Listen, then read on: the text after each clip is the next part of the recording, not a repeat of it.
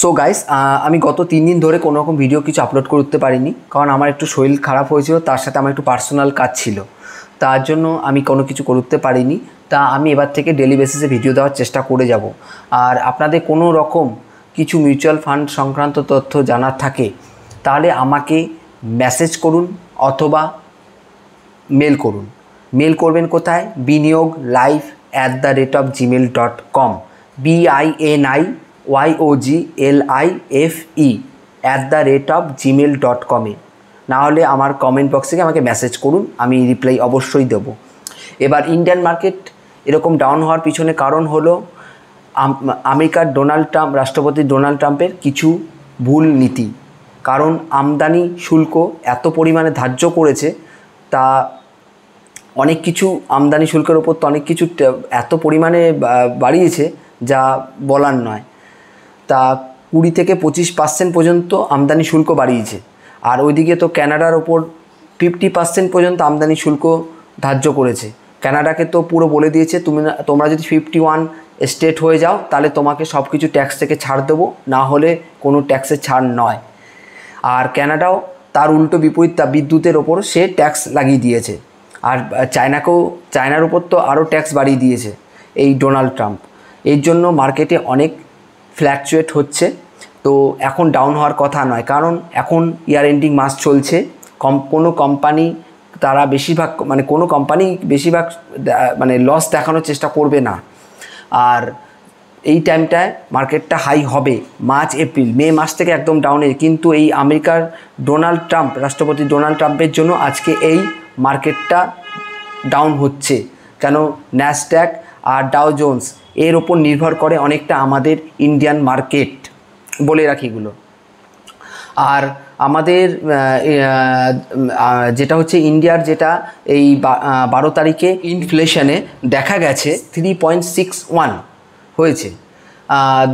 জিনিসপত্রের নাকি দাম কমেছে। আমি তো দেখতে পাচ্ছি না কোথাও জিনিসপত্রের দাম কমেছে, খালি শাকসবজি এসব ছাড়া। এবার জানি না কোন স্টেটে কমেছে, এটা একমাত্র কেন্দ্র সরকারই বলতে পারবে। কিন্তু কোনো কিছু তো জিনিসের দাম বাড়েনি, বরং অত্যাধিক হারে বেড়ে গেছে। তা 3.61 দেখিয়েছে। এবার আরবিআই এপ্রিল মাসের 9 তারিখে তার রেট কাট করবে কি না সেটা জানা যাবে এপ্রিল মাসে। আর তার সাথে বলে রাখি যে এফএনওর যে উইকলি এক্সপায়ারি বা মান্থলি এক্সপায়ারি, সেটা এপ্রিল মাস থেকে মানডেতে হয়ে যাবে, যেটা সোমবার। আর মিউচুয়াল ফান্ড নিয়ে এখন অনেক কিছু দেখানো হচ্ছে, টিভিতেও বলা হচ্ছে যে এত লক্ষ লোক সিপ করা বন্ধ করে দিয়েছে, এসব করা হয়েছে। তারপর আমাদের ইন্ডিয়ান ব্লগাররা কিছু তো কান্নাকাটি শুরু করে দিয়েছে, যারা এসব নিয়ে আলোচনা করে। আর তার সাথে আমাদের তো বাংলার ব্লগার তো আছেই, সব জানতা হুলুদাস, কি বলবো। তা কিছু করার নেই, এবার তাদেরকে যোগ্য জবাব দেওয়ার জন্যই আমি এই চ্যানেলটা খুলে রেখেছি। তো এখন আপনারা একটাই কাজ করবেন, আপনারা যারা এসআইপি করছেন তারা এসআইপি করে যান প্রতিনিয়ত, যারা যেই ফান্ডেই থাকুক। আর যারা নতুন আসছেন তারাও বলবো এখন অ্যাডিশনাল পারচেস করবেন, ছোট লামসাম কিনে ভালো হবে এখন এই লামসামে কিনে। কারণ আমি এটা আশা করি বেশিরভাগ চান্স আছে যে দেখবেন বছরের শেষের দিকে মার্কেটটা 27,000 ছুবে, আশা তো দেখা যাচ্ছে। কিন্তু দেখা যাক এখন কি হয়। এবার সবই তো এফআইআই, ডিআইআই, প্রোমোটার, এজেন্সি, এদের ওপর সব কিছু থাকে। কারণ দেখেছেন তো ইন্ডাস ব্যাংকের কী অবস্থা, আগে সব জেনে যাচ্ছে, ইনসাইডার খবর বেরিয়ে যাচ্ছে। তো অনেক কিছু এসব চলে, তা ওইসব চিন্তা করে লাভ নেই। তা এখন একটাই বলবো যে যারা এসআইপি করছেন এসআইপি করতে থাকুন প্রতিনিয়ত। আর যারা নতুন আসতে চাইছেন তারা অবশ্যই আসুন। আর স্মল ক্যাপ, বেশি করে স্মল আর মিড ক্যাপে করুন। সিপ বাহক লামসাম বারবার করে বলি, ছোট অ্যামাউন্ট করুন, বড় অ্যামাউন্ট কিছু করবেন না। বাই চান্স দেখা হলো মার্কেটে 22,000 ভেঙে দিল, তখন কিন্তু অনেকটাই মার্কেটটা ডাউন হবে।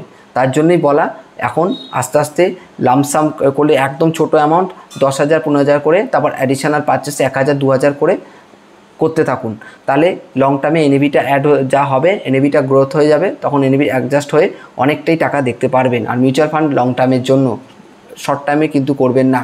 আর আমি এই ভিডিওতে এখন তার অল্প করে ভিডিওটা করছি, এবার কালকে থেকে আমি এখন এই রাত্রে আপলোড করে দেব ভিডিওটা। আর কালকে থেকে আমি প্রত্যেক যেসব মানে এএমসি ফান্ড হাউসের টপ ফান্ড, লার্জ ক্যাপ হোক, মিড ক্যাপ হোক, স্মল ক্যাপ, এগুলো সব আলোচনা করব।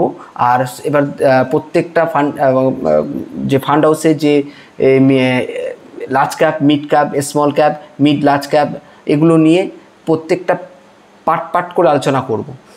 যে প্রত্যেকটা মানে একবারে সব যদি আমি মিউচুয়াল ফান্ড বলে দিই যে এই স্কিমে যান, ওই স্কিম, এইটা নিলে ওটা, এসব করলে পুরো একটা খিচুড়ি টাইপের হয়ে যাবে। তা কি করব, আমি যেটা ফান্ড লার্জ ক্যাপে, মনে করি লার্জ ক্যাপ কোম্পানি, হয়তো আমি দুটো বলে দিলাম, যে তারপরে পার্ট করে এগুলো আলোচনা করব। তার আপনারা কি করবেন, এগুলো আমার প্রত্যেকটা ভিডিও দেখবেন, আপনাদের প্রত্যেকটা ইনফরমেশান কাজে লাগবে। আর তখন বলবেন যে হ্যাঁ, যে কাজে লেগেছে। এর জন্যই বলা, আমার ভিডিওটা প্রত্যেকটা দেখবেন আর আমার চ্যানেল মাস্ট সাবস্ক্রাইব করবেন। আর আমি এবার দিয়ে বলেই তো দিলাম, ডেলি বেসিসে ভিডিও আপলোড করতে থাকবো। আর কোনো কিছু ভয় পাবেন না।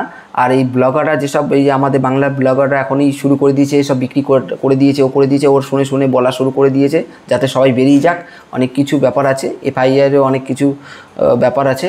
আর কালকে একটু এক্সপেন্স রেশিও নিয়ে আলোচনা করব, কেন কি হয়েছে এক্সপেন্স রেশিওতে, তাই এটা নিয়েও আমি কালকে আলোচনা করব। তা আমি এখন একটা সামান্য কিছু সময়ের জন্য এই ভিডিওটা করলাম। তা আমার চ্যানেলটা সাবস্ক্রাইব করুন, মাস্ট সাবস্ক্রাইব করুন, মাস্ট।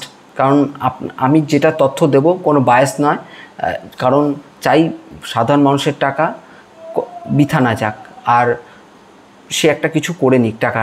কারণ এই আপনারা যদি এখন এই বাংলার কিছু দালাল ব্লগারের চক্করে পড়েন, যে তাদের কথা শুনে উইথড্রল করে নেন বা ইনভেস্ট করবেন না, করবেন না, তাহলে আপনারাই পস্তাবেন। আর ওই গভর্নমেন্ট স্কিমে গিয়ে ভাবছেন যে আমি 1 লাখ লাগবো, ওই 12 বছর মিউচুয়াল ফান্ডে অনেক তখন অনেক হয়ে যাবে, ধারণা নেই। এই নিয়ে আমি পারিক ফ্লেক্সি ক্যাপ ফান্ডটাতে বলেছি। তো এর জন্য বলা যে আমার চ্যানেল মাস্ট সাবস্ক্রাইব করুন। নমস্কার।